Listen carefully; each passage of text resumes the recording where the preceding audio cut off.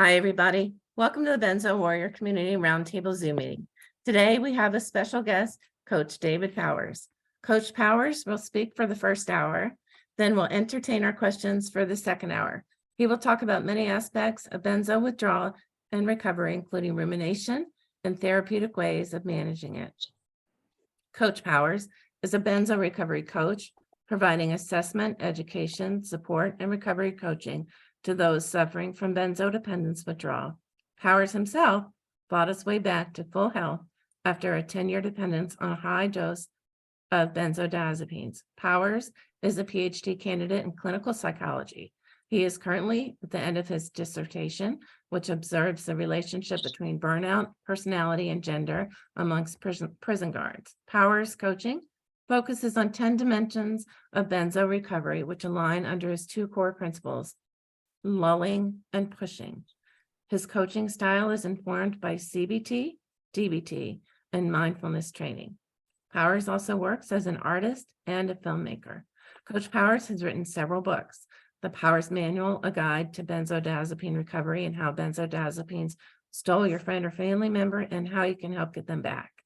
He has written the new book that is coming out soon called Life After Benzos, Benzo Recovery Guide. He has also written and directed a film that is in production called Lake of Fire. Guys, please help me welcome Coach David Powers.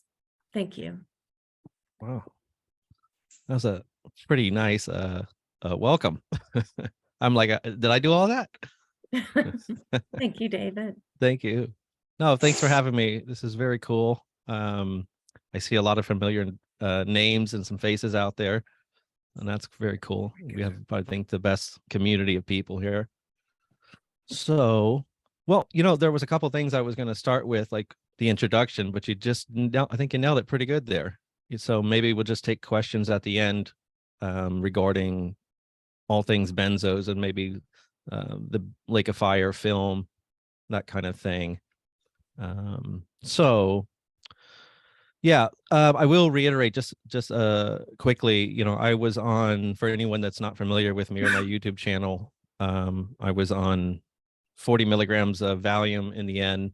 For about 10 years, I was on Valium, prescribed it for a neck injury, ironically, although I had a lot of anxiety and depression. And, I grew up in a tumultuous childhood environment, to say the least. But I wasn't put on it for that. I think the wrong or right, depending on how you look at it, psychiatrist, and I could have easily been put on Valium or some kind of anti-anxiety med because of, anxiety and social anxiety issues and things. But it was actually for a muscle relaxer of all things. And,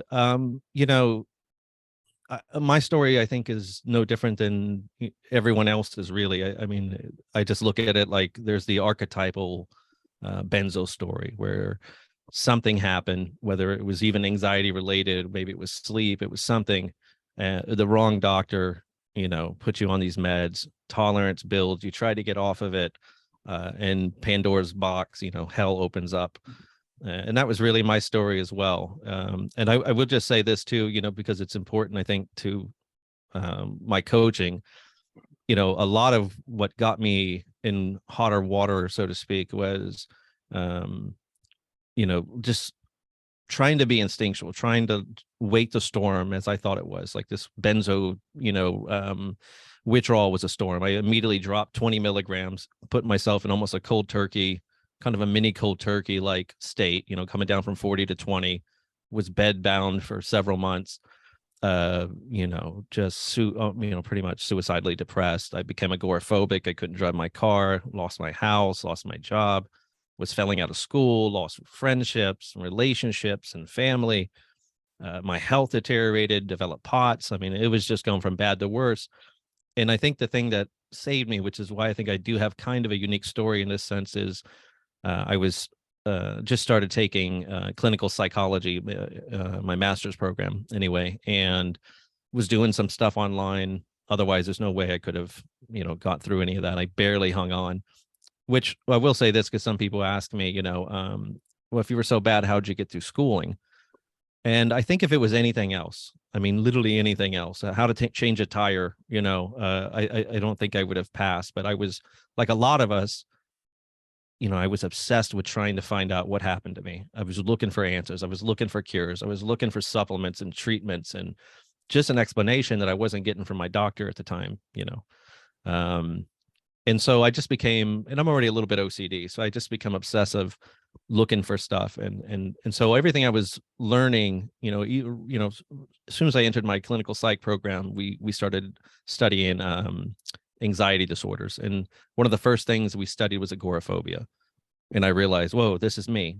I finally had a name because I didn't know what was happening. I just wasn't hip on a lot of mental health stuff. I think like a lot of us probably just kind of going through life on autopilot.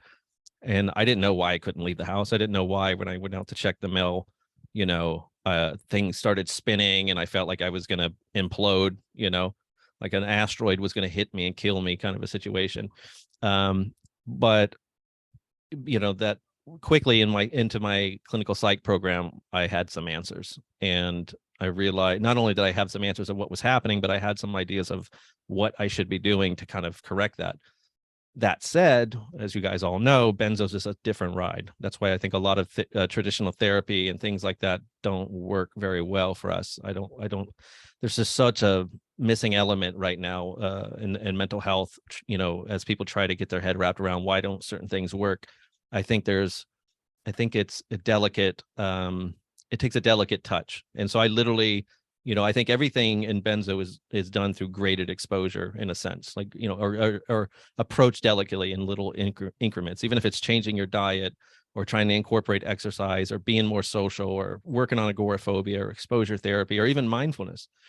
It's got to be done very small.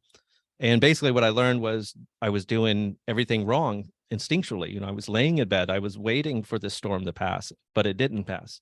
It just got worse, and with the agoraphobia and all of it, the depression, I just felt like I was sinking and sinking and sinking. And the clinical psych program that I, like I said, early off, within like the first 6 months, everything I was reading about depression and agoraphobia, anxiety and trauma, and drug withdrawal, they were all saying this, different things. I mean, different than what I was hearing and what my instincts were telling me, which was, like I said, wait the storm out. They said, no, you got to get up. This is a black hole. Like depression alone, you will become married to the bed, and your world will just keep shrinking, and so once I realized I think I know what I might need to do about this. I wasn't sure. I mean, it was really experimental for me to, I didn't know any of it was going to work.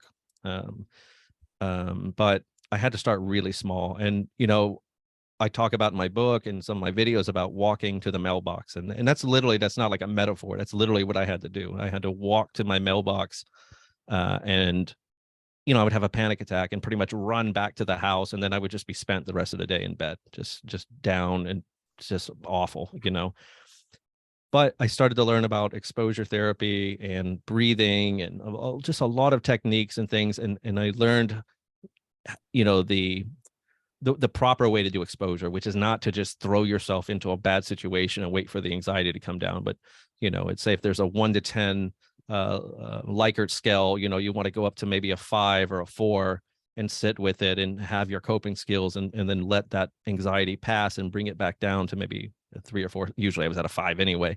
So maybe it was like a 6 or 7. I'd bring it back down.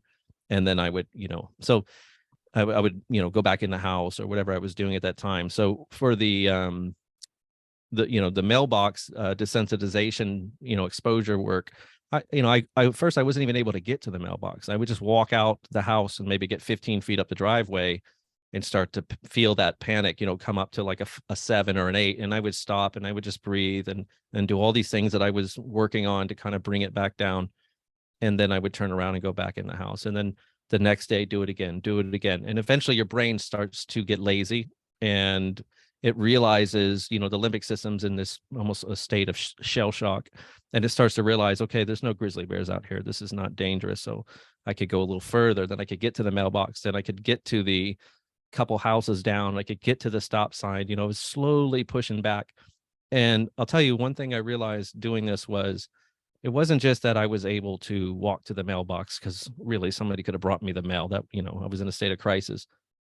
But by doing this, and again, doing it just the right way, everything started to get better. It just in terms of symptoms, the symptoms started to decrease a little bit. I was sleeping a little bit better. General anxiety started to go down. And that's why I hammer a lot in my videos about agoraphobia work, retraining the limbic system, and all these kind of things that we'll probably get into a little bit more later. I know we're going to talk about rumination, but I just wanted to set that up because I think it's important. Not just what you do, but how you do it, and the idea that what I learned from my experience was that, yeah, there is something we can do about this to try to, I won't lie to you guys. I mean, as you know, a lot of you are in, probably in therapy, and you have wonderful psychologists, probably not wonderful psychiatrists, but you probably have some really good therapists out there, and it doesn't do a lot. It's true. I mean, I wish I could say, oh, if you did this thing, 85% of your symptoms are going to go away.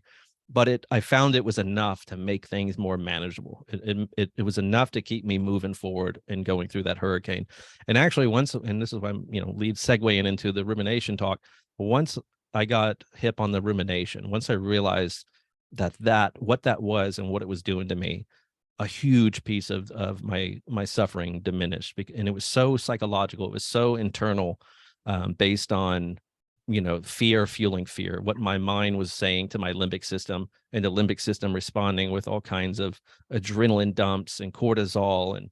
And not just that, it's not just that the limbic system dumps adrenaline and cortisol all day long. And it's not just that we're suppressing GABA, going through this GABA suppression, depending if you even, I know there's a debate on in psychiatry right now about how is there such thing as a chemical, is it all chemical, right? I think there's a pretty darn good argument there, right? But that said, yeah, I just lost my train of thought. I just started thinking of the politics of that. Is it chemical? I think it's definitely chemical, because look at what we all went through, what you guys are going through. I think that's a pretty damn good argument there for that. But God, where was I going with that chemical? Oh, I remember now. See, I do leave breadcrumbs. This thing, the cortisol and the adrenaline suppress serotonin, dopamine, oxytocin, endorphins. So it's not just that you don't have enough GABA, or the cortisol and the adrenaline are rocking your body for all these symptoms, but it's actually suppressing the good mental, the good neurotransmitters that are involved with mental health as well. So that's important to realize. Okay, now that I've rambled on that a little bit, I guess we could get into rumination. How about that? We'll dive into that a little bit. And Lisa, I don't know if you told them or not yet, but I sent you a PDF for them if they wanted to download that, or I don't know how you want to do that. If maybe you just want to make it available for them, for everyone after. But yeah, I have it in my messenger. We can put it on the site after the meeting. Okay, great. So you guys don't have to worry about too much about like keeping notes and everything. I put together a nice little PDF, kind of like a slideshow for rumination. So without further ado, I guess I'll dive into that. And I know I talk a lot about this, and forgive me if you're someone who's already following me, this might be a little redundant to you, but for a lot of you, maybe it's new information. So benzo rumination, again, like I said, I think this is huge. I mean, maybe one of the biggest obstacles we all face going through this, because it really exacerbates every other symptom. And I kind of, look at it as like the cornerstone of the four horsemen, being, anxiety, depression, trauma, and insomnia. What do all those things have in common? They have rumination in common. Rumination can create these things. Rumination can make meds and treatment less effective, or even not effective at all. I have developed this saying oftentimes with clients: don't fight the benzo. Don't fight the benzo, because you can literally fight it. You can literally resist it so much. You can ruminate on it and hate it so much as you're tapering. We just want this poison out of us. And we even talk like that. It's poison. We want it out of us. And, your limbic system hears that, and it does. It starts to respond like it is poison. And you don't want the limbic system overriding the benzo to any level. You want to get whatever therapeutic value you can all the way down to the end. So rumination can override the effects of meds, SSRIs, benzodiazepines, antipsychotics. It can make therapy, like I said, ineffective or relatively not as effective. because the power of rumination just sort of overrides all the good stuff you're learning. So let's dive into what is rumination. And, it's not, I'll tell you what it's not intrusive thoughts, although it often begins with intrusive thoughts. You could be sitting there watching a movie, and you might even be in a decent headspace, and then suddenly a med commercial comes on about an SSRI or something, and boom, you start thinking about your situation. And the most common is rumination is, will I survive this? Will I get better? Will I beat this? Will I ever be normal again? I think that's like the normal, some variation of that. We just have that on a loop over and over all day. Oh my God. Every day I woke up in benzo hell, it was the first thing in my mind. I mean, within a split second, it was there. So that intrusive thought, it's almost like a dagger coming at you, from the dark. That's painful enough, but then we pick it up and we run with it. And so rumination is sort of the picking up of that thought and the constant turning of it over and over again. We can't put it down. And so, at first, rumination is healthy. It's a, it's a problem solving strategy. I often say, if tomorrow someone showed up and, evicted me, put an eviction notice on my door, I'm going to ruminate, right? I'm going to be thinking nonstop for the next 3 days at least about, what can I do? Can I fight this in court? I mean, what are my options? And I mean, you would just be thinking about it nonstop because it's important. It's part of your survival. But what happens is with rumination, and by the way, that starts as what they call a reflective style. There's two different styles of rumination. We look at reflective and brooding. This is according to Becky and CBT. They've put out a really good course on a training course on rumination focused CBT. I think it's the best stuff out there as far as CBT goes. But they've broken it down in two styles, reflective and brooding. And reflective is, again, like I'm saying, it's reflecting on your situation. It's looking for answers. It's healthy. Until it's not. And so I'll use an analogy here. It's like you have a flat tire, you pull over, you're on the side of the road, you walk around the car and you look at the flat tire and you say, oh my God, how'd this tire get flat? And you assess the situation. Okay, maybe it's a hole in the road. You go around the back, you pop open the trunk, you see if you have the jack. Okay, I got a jack, I got the spare tire.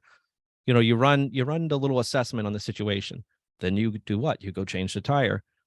But this is where rumination gets out of control, because rumination eventually is not about problem solving. I look at it as an addiction. They label it as a habit.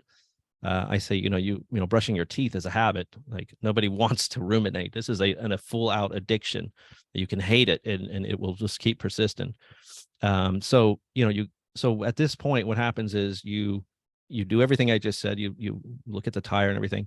But then before you start to change the tire, you say, well, let me run it one more time. Okay. You check the tire again, you check the trunk, and then you do it again, and you do it again, you do it again. And this loop just keeps on going. You just keep and we all can relate to this with things like supplements and therapies and looking for benzo questions. And it just starts to go out there, and we can maybe have read the same answer to a question 1,000 times at that point. And it doesn't matter, because it's not about the answer. It's sort of just becomes self-soothing at that point, which is another, I think, a good key feature to talk about with rumination, is that it is self-soothing. That's why we do it. Kind of like drinking alcohol. It's self-soothing, right? That's why we ruminate. Then it goes a little bit more maniacal. It goes from reflective, again, problem solving. I ruminated, I solved the problem. Okay. Then it progresses to, I'm ruminating, I'm not solving the problem. Reflective, just sort of flipping the card over and over again. Then it becomes brooding. This is when we start to ask questions that there are no answers to, right? So it's things like, you get out, imagine asking these questions, who put this nail in the road? Why is this nail here? I mean, there's no answer to that. Who knows how that nail got there? What if I'm changing the tire and it blows up on me? Or what if a car swerves and hits the car while I'm changing the tire? What if I never get the tire changed and I don't get home, and my husband or my wife thinks I ran away and they divorced me and they moved to another county and I'm going to be homeless now, living on the street? I mean, it's funny, but this is what rumination does. It just keeps jumping to the absolute worst situation. It takes something relatively small, and it just runs, and you begin to catastrophize quite literally with it.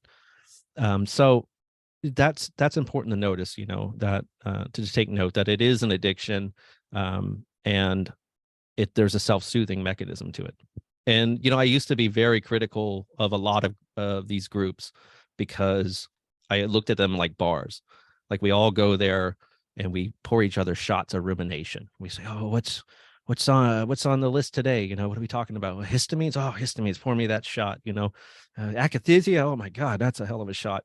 And like I said, now at first it goes from a place where we're trying to get information, and these are very important topics, and I'm not making light of them.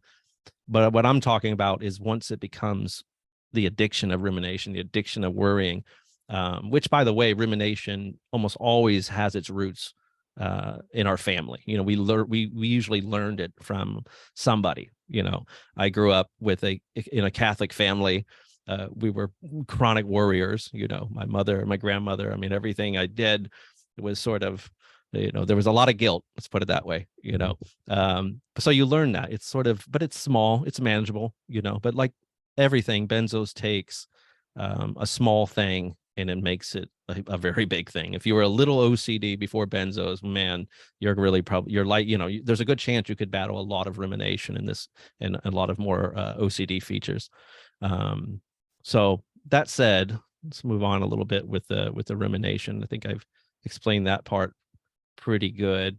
Like I said, rumination is a feature, can be a feature of depression, anxiety, trauma, health anxiety, insomnia. Insomnia is almost totally a rumination. I mean, really, it's a total rumination problem.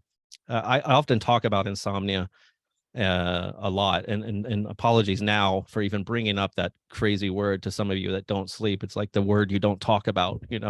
Like I remember going through it so bad. I just wish they had a new word for it.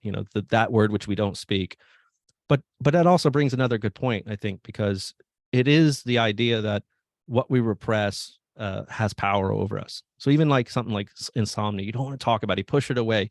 You try everything you can to get sleep. And I did everything. I had a cabinet full of teas, every tea you could think of, from chamomile to L-theanine to green tea, and I ashwagandha, and I was trying different concoctions like a little mad scientist.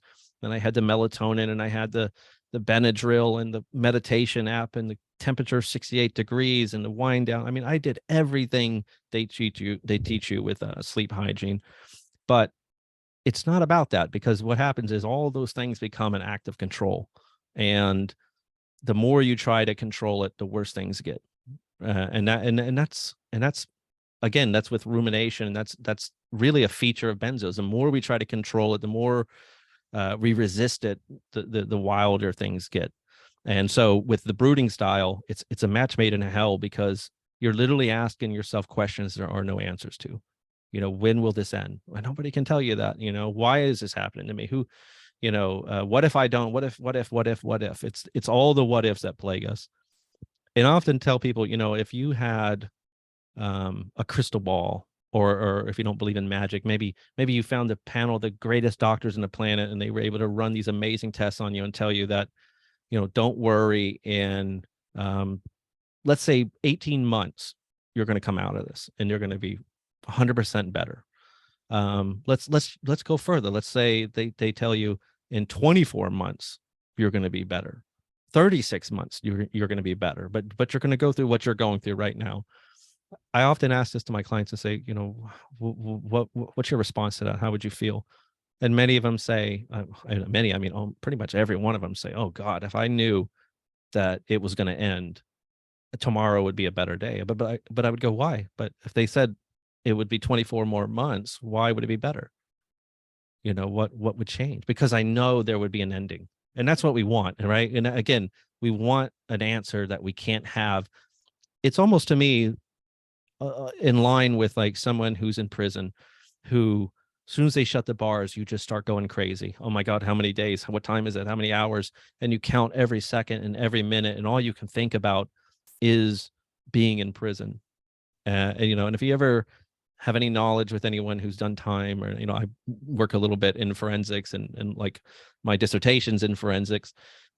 Prisoners would tell you that's the worst thing you can do. Don't count the days, don't count the time. Come in, get a pattern down, get a routine, try to get some semblance of normalcy, and you'll see it'll just go by. A year goes by quick.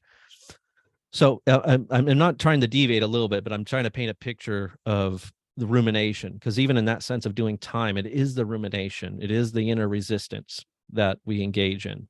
But again, rumination's a little bit subtle and maniacal, because it's kind of like biting your nails. Why do we bite our nails? You could bite your nails till your fingers bleed, but you can't stop, right? Because there's some kind of soothingness underneath it. And that's the thing to realize about rumination, is that there is a self-soothing mechanism. You're not crazy. Now, benzos, of course, put this all in motion. You might have been a ruminator before. You might have had, or maybe you just were a warrior. Benzos exacerbated it, and it is definitely taken things to a new level. And certainly on the other side of this, these things will die down on their own. As many of you, or I don't know if everybody here is going through this, or maybe there's some people that are already on the other side of this. Things will die down on their own, but it's still a habit. And just like agoraphobia, I think if you're waiting years out for agoraphobia to just go away, I don't think that's the best plan. It's true that if you start feeling well enough, you may instinctually start getting back outside and get into your life. And in that way, you sort of inevitably do a lot of exposure therapy and start to get better. But there's also a big population, a big portion of us that don't, that we get on the other side and we're still agoraphobic, and we're still thinking it's benzos. Just got to be benzos. It feels like benzos. Well, yeah, it feels like benzos, because again, think about rumination, depression, insomnia, anxiety, health anxiety, all the manifestations of anxiety. It's every feature of benzo is tied up in this rumination. It's benzo. I look at benzo withdrawal not just as like this chemical thing that we're going through, but it's kind of like this multi-headed beast. It's depression, it's sleep issues, it's trauma responses, it's somatic issues. It's a lot of somatic issues. It's a lot of limbic system stuff going on there. It's a bunch of stuff. But the one key feature, the one string tying it all together, other than the chemical, is the rumination. So I think it is important to put together a program for recovery, and then work it not just through your taper process, but on the other side of it. I think once you're on the other side of this, I think that's when the real work, I want to say the real work, but it's very important that, once you get off this drug, that you don't just sort of get relaxed about it. I think that's when you keep ramping up, slowly building on everything you're working on, refining all your tools and all your skill sets. And they are skill sets, not just techniques, and things will continue to get better. So let me get a little bit further here. We talked a little bit about rumination and different manifestations. We mentioned the rumination focused CBT work, which is, I use two different methods, largely for working when I work with clients about on rumination. And one is the RF-CBT, rumination focused CBT, and the other is mindfulness. I've got a pretty extensive background in mindfulness, which if you kept up with my videos, I talk about it ad nauseum. Like, I think it's the greatest thing for mental health, especially when you're on the other side of this, and just the years to come. Mindfulness is just a gift that keeps on giving. But so in sense of the CBT side of things, though, we do treat it like an addiction. And so what we have in CBT is something called a functional analysis, which is kind of like a fancy word for saying we're going to run an experiment, collect data, and see if we can find some themes and some elements and gain some perspective on this thing. I've kind of renamed this a benzo rumination log, because there really is no CBT for benzo, as far as I understand. But that's been kind of like a little side mission of mine in these last 5 years, since I, have really been refining my program, which I put together during my taper. But in the, now it's been 10 years. I mean, I've learned so much in so many areas. I just keep refining this. And I do think eventually, hopefully, we will see a very specific therapy and set of things to help people going through benzo. And I think it'll be more effective. That said, so I've kind of renamed the functional analysis a benzo rumination log. And again, Lisa will provide a link to this, or I'll help you guys if if nothing else, this will be accessible to you guys. And so one thing I do with clients that are ruminating, so let's get a handle on this, because the thing about rumination is it hijacks your thought process, your ability to reason, and some of you are really hip to it. I'll get a client and they completely know they're ruminating. They know why they ruminate. They're just so self-aware. But oftentimes it's just sort of treated like a rash. It's just this sort of persisting problem, and we don't know what's happening. Why is it happening? And you get caught up in it. You're not always going to be completely aware that you're ruminating until 5 hours later, of course. And then you go, oh my God, I've been ruminating all day. So this rumination log is to help us get a better sense of what we're ruminating about, how, why, when, and all of these things. So I wish I had something on the screen for you, but you'll be able to look over this. Excuse me. Sorry about that. So there's several questions we're going to ask, and I can even provide a printable flyer, because this is a PDF that I sent Lisa, but I can also provide you a printable one so you can print this out and do it, whenever you want. But it'll ask you a series of questions, and first it'll start with the date. So let's say it was today. Trigger is the next question. It might be, I was watching a movie this morning and this drug commercial came on and I saw people suffering and it scared me. The next question is, what was the emotion before the trigger? That's important. And you might say, well, I was all right. I mean, I wasn't doing great today, but I wasn't like panicking or anything, it was kind of in the middle. Okay. Write that down. What was the ruminative thoughts? What was your ruminations? And it might be things like, oh, I saw that commercial and I saw the drugs and it just made me think of, did these drugs damage me too much? What if I never heal? What if I never come back? Okay. Well, how long did that last? That's the next question, the duration. And you might say, oh, 5 hours. Right. Okay. What was the consequences? That's our next question. Consequences are, I left the living room. I laid in bed. I cried. I got on my phone. I texted a bunch of friends. I watched a bunch of videos on benzos. I just went down I got a WebMD. I just went down this black hole looking for answers. And, like I said, it's not really answers. It's self-soothing. It's kind of answers, but really it's not. So we go, okay, the consequences were, maybe I was supposed to do something with my wife or my husband, and we got into an argument, and basically I laid in bed and suffered all day, and it just had this ripple effect. Because if you really break it down, sometimes it impacts more than just us researching things. It can be you fighting with your spouse or your children, or it just can go into a lot of different ways. But there's usually a series of consequences, and that's important to see it, because again, this is like an addiction. Now, a lot of you might be sitting here thinking, well, this seems pretty straightforward, but then there's a lot of you too that I know this won't be, because when we're ruminating, we're not thinking about all these things. We're just ruminating. It's like chewing your fingers. You're not thinking about everything else. You're just trying to soothe.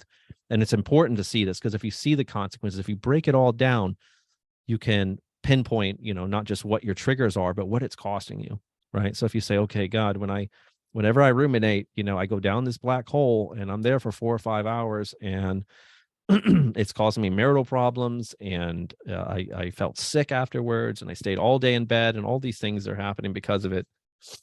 Now, the final question is, how did it stop? And this is a really important one. And, how did it stop could be, well, I laid in bed, I was ruminating all day, and finally my husband, wife, daughter, son, friend, somebody came over maybe, and they interrupted the process, and I had to get up, and I went and I talked with them, and then we went for a walk, and or maybe I came home, maybe I decided to take a hot bath, and I listened to some meditation app, and maybe I did some yoga, or, insert a bunch of, positive coping mechanisms in there. And then things, they often, when we report it being like the fog just lifted, it just sort of, the fog lifts. So, okay, now we look at all that information there. And the first thing we ask in CBT is, so when we look at the very last question, how did it stop? We can ask ourselves, so what if we did, how did it stop? What if we did those things right at the beginning, as soon as the trigger happened? Could we bypass all of the stuff in the middle? Could we bypass all that 5 hours and all the consequences? And this is not something that's just, I'm not presenting something that's a snap of a finger, 1, 2, 3, you're cured of rumination. Because you're going through benzo withdrawal, unfortunately, the rumination is always going to be there, kind of like on your back. It's always going to be in the room. It's the elephant in the room. But we don't have to be so engaging, and we can learn to break that addiction. We can learn to break all the associations, because also, as we're constantly falling into these patterns and these loops of these behaviors, we're obviously teaching our brain something. We're building neural pathways and responses to the stimulus, right? So we have to retrain our brain and relearn some different ways of coping and getting through this. So that's where it all starts, is how did it stop? And can we start to implement those things early? I think that's immensely important. So this gives you something to work with right there. And the idea, again, when you're ruminating, you say, what do I do? You do anything but ruminate, right? It's like you're on your way to the bar. What do? Don't go to the bar. Don't pour that shot. Don't engage. And that's scary, because you want to engage, because it's self-soothing. I got to get on the forum, or I got to get on that. I got to text that friend. I've got to Google WebMD one more time. Maybe there's a new supplement I missed. Maybe there's a new radical therapy I missed. These are the things that we're desperate. We're looking for things. And like I said, it hijacks what they call your response style, your thought process, your thinking patterns. So you're not thinking clearly anyway. You're thinking almost like an addict, in a sense. You're just concerned with the act of rumination. So we have to break it, this is my approach to it more so, is I do tend to lean on it more like an addiction, and be a little more tough with it, and say, we can put something there in its place. We can do a lot of mindfulness as well. Right now, we're just talking about CBT, but I think to frame it like an addiction and realize that this thing will keep persisting until we systematically retrain our brain and remove it, at least as much as we can. And you might be surprised how much you can remove it. And I tell you, you will definitely be surprised at how much suffering will be alleviated once you are able to remove it. In fact, it's kind of ironic, because I'll have a lot of clients that that are, just the greatest ruminators. I mean, I was a perfect ruminator. I could ruminate about 10 things at one time. It was like a great juggler, and they would come to me, and, my clients, and they would have like a moment where they would say, oh, I had a good day. Really? Well, what, you didn't ruminate all day? No, I didn't ruminate today. What happened? Oh, I don't know. Well, the internet went off at my house all day. Oh, the internet went off, so you couldn't ruminate. You can always ruminate yourself. You can just sit there and look at the wall and worry, but as far as engaging in it, as far as going down that rabbit hole, they couldn't. Or they'll say something like, oh, I was in a really bad place, and my son came over, and he said, let's go to a movie, or let's go shopping, or let's go for a walk, and it alleviates, right? So it's always something there. And I think the evidence is there. And even as I'm saying that, I'm sure many of you can think of times when something like that happened. You're like, oh yeah, it did kind of break the spell. And I think that's a good way of looking at it. It is like a spell that's come over you, and we have to break that spell. But you can't break the spell by engaging in the same processes that got you there. And this is where rumination is a tough thing, going through benzos, and going all the way back to the, earlier, what I was saying about if you had a crystal ball, if you had a panel of doctors that could just tell you that you were going to be okay, you could, in theory, drop a lot of this rumination, because you would know you didn't have to ruminate on it. That said, the chemical part of it would still be there. I mean, there still would be an inkling to ruminate, right? But maybe you would be a little bit better at putting down, as I call it, the Rubik's Cube. I've always called it the Rubik's Cube. You're sitting there trying to work that Rubik's Cube, suffering, not realizing that the working of the Rubik's Cube is causing the suffering. I think it's that kind of unconscious process that's happening there. So again, we use this rumination log just to get a sense of our triggers and find out what it is. And then we have to start incorporating some better coping mechanisms, some different behaviors. And that's tough, because you want to ruminate, and sometimes you are just looking for answers, so that's true too. So I always tell my clients, you got 15 minutes, 15 minutes, maybe 30 minutes a day. You can ruminate, you can research. After that, I promise you, it's like any problem in your life. Most problems can be solved in 5 minutes. I mean, within 5 minutes, you've maybe 15 minutes, you've figured out what to do about the problem. There's no need to keep going over it over and over and over again until we're sick. And that's literally what happens. I mean, the sheer seeking an answer is constantly sending a danger signal to the limbic system, and the limbic system is kind of like a dumb dog. It's like a really loyal dog, but it doesn't have any intellect. It has no brain. We are the intellect. We're telling it we're in danger. And so it's going to respond in the worst way. The only way the limbic system knows how to respond in danger, which is flood us with epinephrine, flood us with cortisol, which again, as I said earlier, when I lost my train of thought, it suppresses the serotonin, dopamine, oxytocin, endorphins. There's a bigger price price on that thing. So yeah, we have to put something in the place of the worry. And that is kind of it's a tedious process, but you will, in a sense, almost like looking at like alcoholism. It's like you will dry out after enough time. The ruminations do start to break, but at first there's a good chance you will aggravate things, because you are kind of drying out. It's like, I want that mechanism, that coping mechanism again. Give it back to me. I have clients that will call dozens of people a day, or they're on 80 different forums, and they might sit in bed when they wake up for 12, not 12. Well, yeah, I've had clients 12 hours in bed, but certainly 4 or 5 hours, and just looking up things and reading things and studying. And it's just constantly setting this loop of danger, constantly reminding the limbic system that something's wrong. And what happens is this, eventually the limbic system, this is how agoraphobia begins as well, because essentially, agoraphobia is the message that everything is a problem.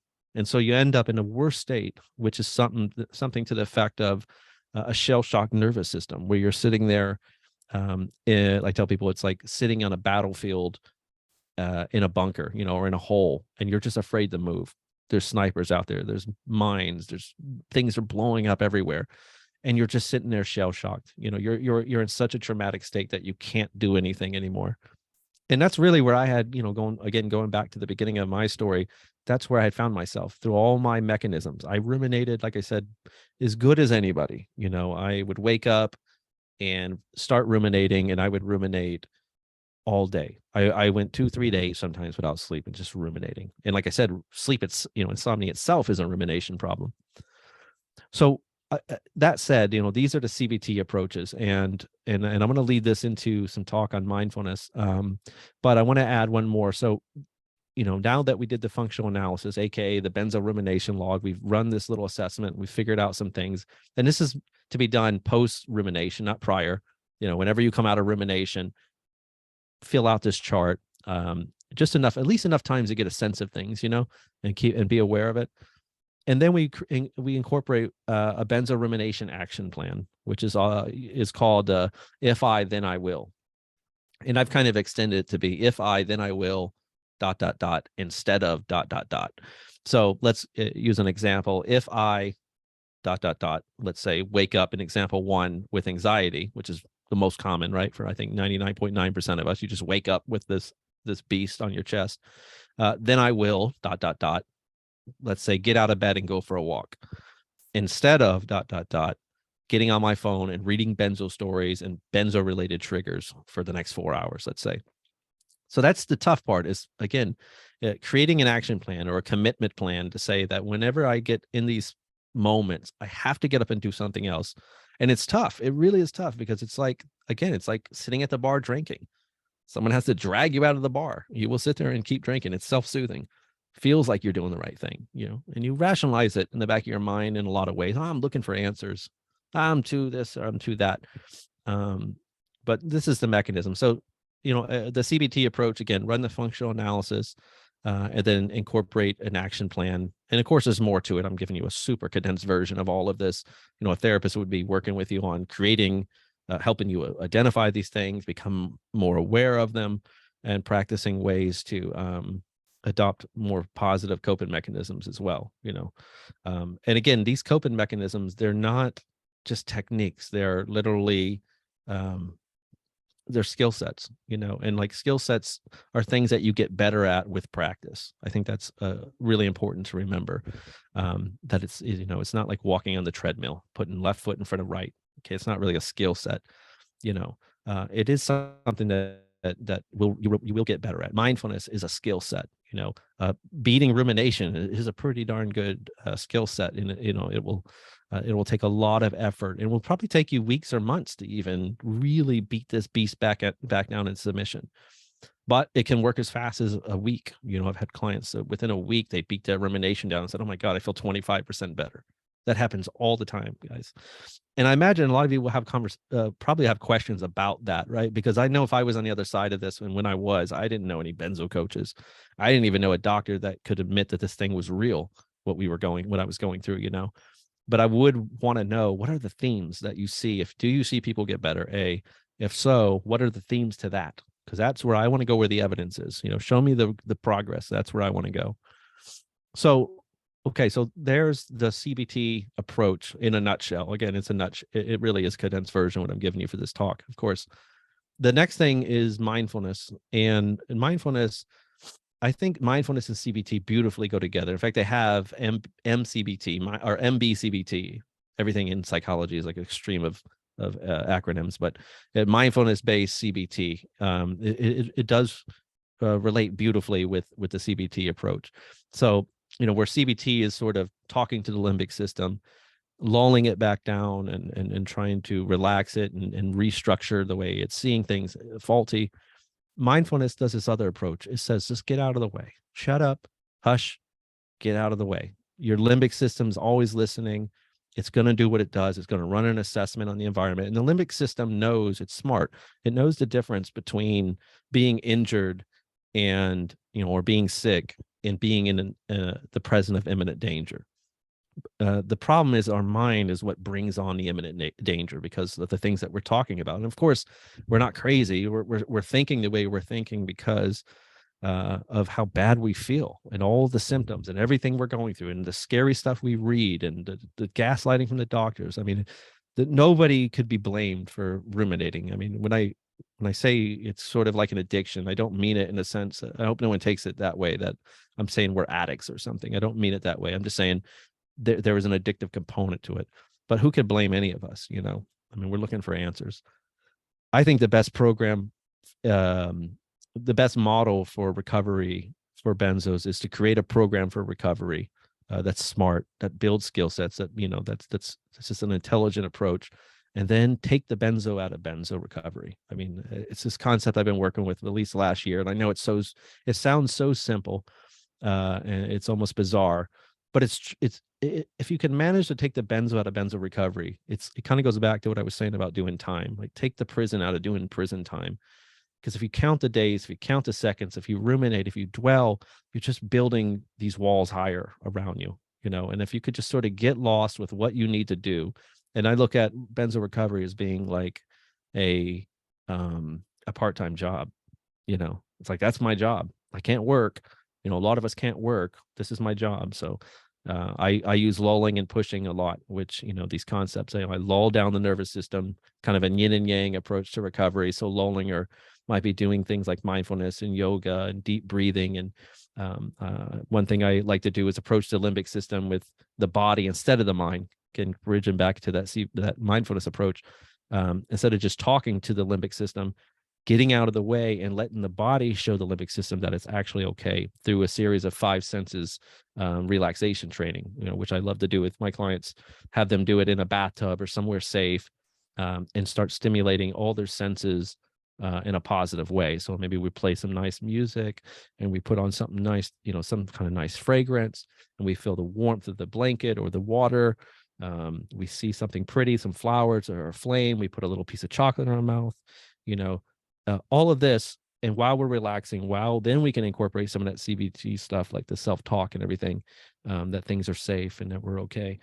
And we lull down the limbic system that way. But you really don't even need the self-talk at that point. It's just, you just let the body speak, and I know it's tough. And again, this is a skill set because you quite literally lose the ability to relax going through this. I know that. So I don't want to, seem like I'm presenting this super, again, easy, cookie cutter recipe to recovery. It is something that would take months, of work, but you start to build upon this little space that you're trying to create. I often say it was like, my brain felt like it was a black cloth over it, and doing this deep breathing, which I did a lot. And I had a little hot tub, and I was fortunate enough to have a hot tub And I would meditate and do everything I'm talking about with the chocolate and the smells and the sound and all of that. And I would sit there for hours, every day, cumulatively hours, and just would feel miserable. But then there would be a couple seconds where I was like, oh man, what was that? It was just like the window cracked for a second and it closed, or as I see it, like someone punched a hole in that black film, and there was a little trickle of light that got through. And then the next day, I kept just punching holes in it, and more light was getting through. In that way, we start to build that skill set of relaxation. The brain is habitual. It wants to, it gravitates toward that. Ironically, this is why we're in this situation. The limbic system gravitating classically, conditioning, like Pavlovian. It's Pavlov's dog. Show the dog the food dish, ring the bell. The dog salivates. Remove the food dish. The dog's still drooling. At the sound of the bell. This is how we learn to fear, and how we develop phobias like agoraphobia, shower phobia, food phobia, sound phobias, all of this stuff, which of course, again, is put in place by benzos. That is the caveat, right? So moving on to mindfulness again, the mindfulness approach for rumination it's very, mindfulness is based in Zen. Let's be honest. I mean, they stole it from Zen. I think Marsha Linehan was the therapist that invented DBT, and I have a lot of respect for her, but she has extensive background in Zen Buddhism. And, she just realized that if you get out of the way, if you can be present long enough, that something starts to happen with incessant thoughts, that it starts like I say, it's like a carousel. There's a sort of almost centrifugal force with thoughts. Thoughts fuel the speed of the next thought, and it goes faster and faster and faster. And so if you can start to put something in there, even, just little gaps of presence there, and it might only be 5 seconds, 10 seconds, but you're trying to accumulate it throughout the day of being just more present. And it could be something as simple as you're washing dishes. Now you can wash dishes and be completely in your mind worrying about, ruminating 1,000 miles an hour. Or you could bring your consciousness back to the dishes. You have your hand in the warm water. You're listening to the sound of the water. Okay. Shh. The water's warm. You see the bubbles, you smell the soap, you just become present. And so mindfulness has 3 features to it. You become present, you don't judge, and you become open or vulnerable. You let love in, right? It's kind of hippie in that sense, I guess.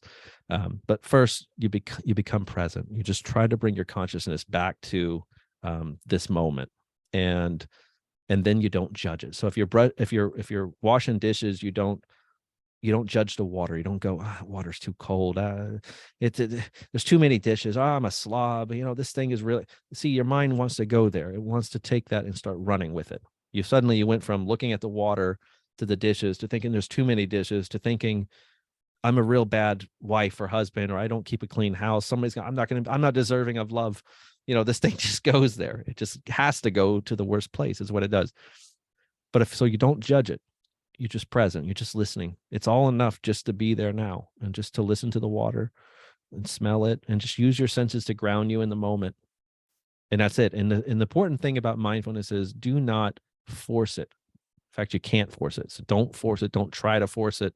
Meaning don't try to stiff arm all the thoughts out. Mindfulness is not about not having thoughts. It's about not engaging thoughts. It's about not identifying with thoughts. That's what's really important about mindfulness. You're allowed to have thoughts.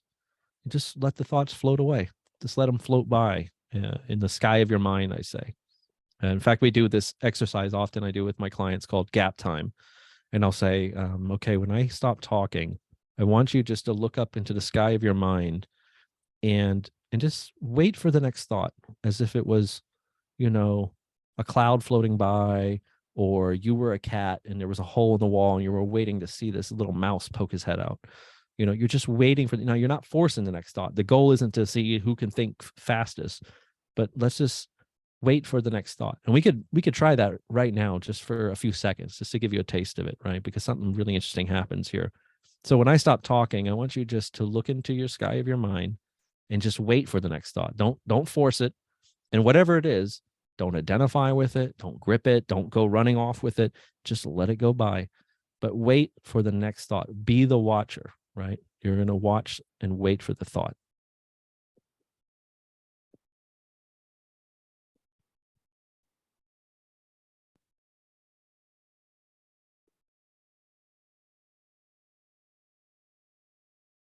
All right, I'll interrupt you now.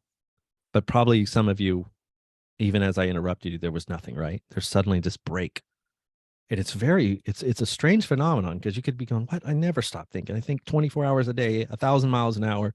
But the second you become the watcher, the second you wait for the next thought, suddenly it doesn't exist, because thoughts have to exist in time. They exist in the future, in the past.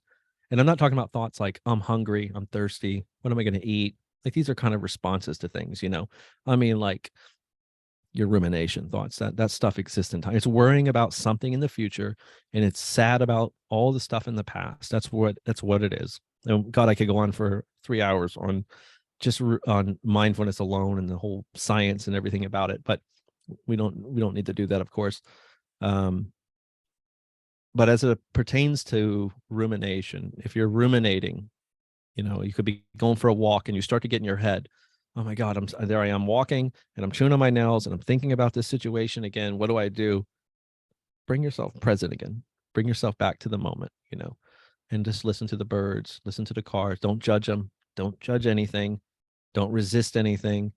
That's where the third part of mindfulness is. Remember, I said it's becoming present. It's without judgment. And it's just full acceptance. It's just, I'm here. Whatever happens, happens. I'm not here to judge it. I'm not here to resist it. That part is really, really tough. I've put out videos more recently on, the power of, acceptance in the amygdala and what that does alone. It's intertwined in there. I know I'm giving you a really condensed version because I'm looking at the time, and I know we're getting close now to that last hour. But anyway, at least I think I've planted some seeds here and given you some things to think about, and hopefully, maybe even work with. So that's two approaches to rumination. There's the CBT plan, functional analysis, setting an action plan, mindfulness. When you can't do that, adopting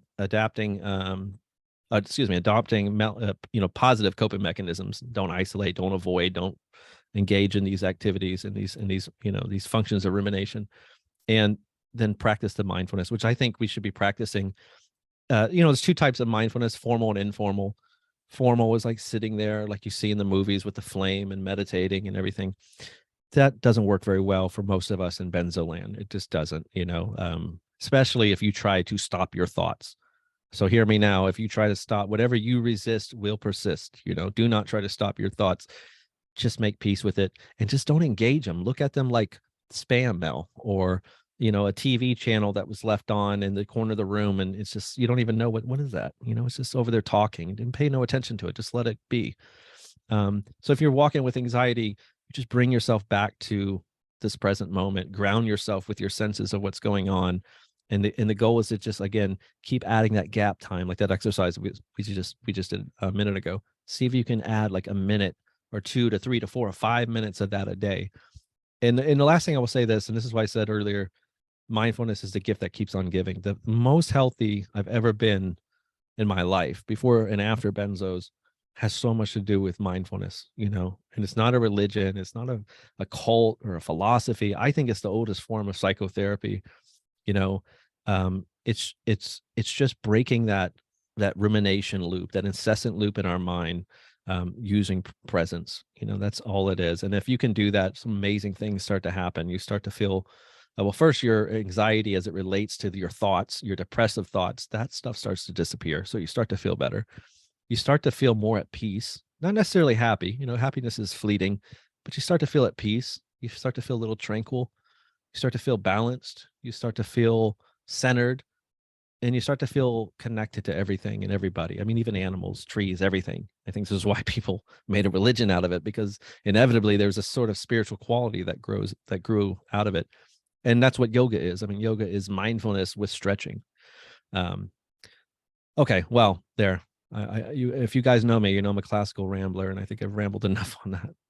So, Lisa, how is that? Do you want me to say anything more? I know we're kind of keep looking at the clock here. That is perfect, David. We Okay. are ready. You ready to wrap it up? Yeah. Oh, it's wrapped. All right, David. Wow. Thank you so much for all of this. Your great coaching is thank you. phenomenal. I mean, it's really helped me so much what you explained about ruminating, and excellent. Great. Thank you very much. Yeah. Thank you guys.